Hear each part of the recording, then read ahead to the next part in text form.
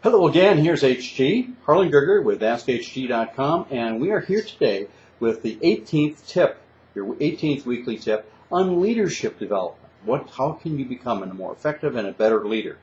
Our 9th pitfall of leadership is this: conflict is inevitable in some form or another. Avoiding conflict can kill a leader quicker than anything else.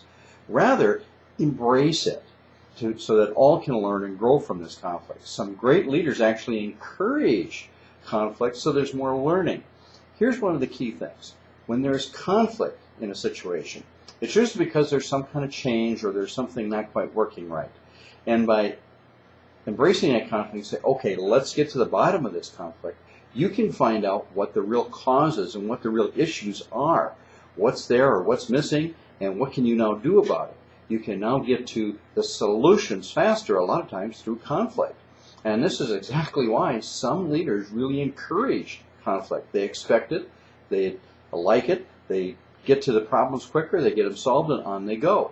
While that leader that avoids it, stays away, kind of puts the cross up and says, geez, can we get garlic and everything else? It's like some kind of vampire every time there's some kind of conflict. They fail. They're so busy putting out fires after fires after fires after fires, when really, if they allowed that conflict and controlled that conflict a bit, they would come up with solutions much quicker, and they would be permanent solutions, not just Band-Aids.